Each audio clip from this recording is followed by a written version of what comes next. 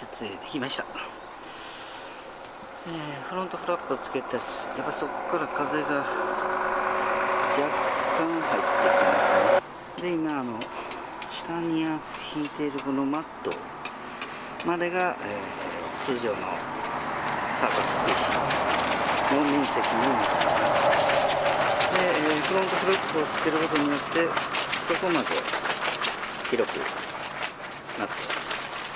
ちょっと長さ測ってみますね。伸びる面積どうぞ1メーター20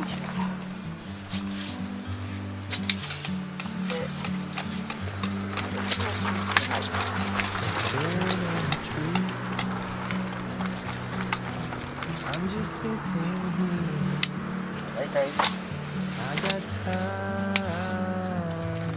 2650